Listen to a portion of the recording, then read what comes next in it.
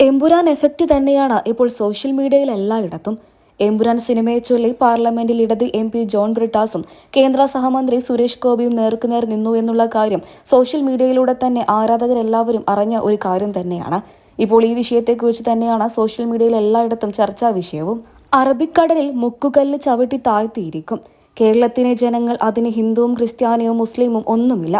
എമ്പുരാൻ സിനിമയ്ക്ക് നേരെ ഒരു തരത്തിലുള്ള സമ്മർദ്ദവും ഉണ്ടായിട്ടില്ല എന്ന് പറഞ്ഞ സുരേഷ് ഗോപി തന്നെയാണ് തന്റെ പേര് ചിത്രത്തിന്റെ ക്രെഡിറ്റിൽ നിന്നും ഒഴിവാക്കിപ്പിച്ചു എന്നും താൻ ആവശ്യപ്പെട്ടത് പ്രകാരമാണ് തന്റെ പേര് ഒഴിവാക്കിപ്പിച്ചത് എന്നുമാണ് രാജ്യസഭയിൽ നിന്ന് സുരേഷ് ഗോപി വ്യക്തമാക്കിയത്.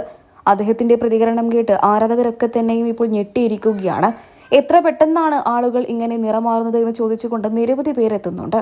ഇതേ തുടർന്നായിരുന്നു സഭയിൽ വെച്ച് എമ്പുരാൻ സിനിമയുടെ ഭാഗമായി തന്നെ സുരേഷ് ഗോപിയെ ഉപമിച്ചുകൊണ്ട് ജോൺ ബ്രിട്ടാസിന്റെ പ്രതികരണം സോഷ്യൽ മീഡിയയിലൂടെ ശ്രദ്ധ നേടിയത്. ജോൺ ബ്രിട്ടാസിന്റെ വാക്കുകൾ ഇങ്ങനെയായിരുന്നു: എമ്പുരാൻ സിനിമയിൽ നമ്മൾ കണ്ട മുന്ന എന്ന കഥാപാത്രം ഇവിടെയുണ്ട് സാർ. അത് ആരാണെന്നറിയാമോ? ആ മുന്നേ നമുക്ക് ഇവിടെ കാണാം. എവിടെയാണെന്നറിയാമോ? ഈ BJP ബെഞ്ചുകളിൽ ഒരു മുന്നേ കാണാം. എമ്പുരാൻ സിനിമയ്ക്കെതിരെ ഉണ്ടായ രാഷ്ട്രീയ സമ്മർദ്ദങ്ങൾ കഴിഞ്ഞ ദിവസവും ബ്രിട്ടാസ് പാർലമെന്റിൽ ഉയർത്തിയിരുന്നു. എമ്പുരാൻ സിനിമയിൽ ഒരു കഥാപാത്രമുണ്ട്. ആ കഥാപാത്രത്തെ ഇവിടെ കാണാമെന്നും BJPയുടെ ബെഞ്ചിൽ കാണാമെന്നുമാണ് പറയുന്നത്. ഈ മുന്നേ മലയാളികളും കേരളവും തിരിച്ചറിയും. അതാണ് കേരളത്തിന്റെ ചരിത്രം. ഇതുകൊണ്ട് തന്നെ സുരേഷ് ഗോപിയുടെ ഇടപെട്ട് സംസാരിച്ചത് എമ്പുരാൻ സിനിമയുടെ നിർമ്മാതാക്കൾക്ക് യാതൊരു സമ്മർദ്ദവും നേരിടേണ്ടി വന്നിട്ടില്ല.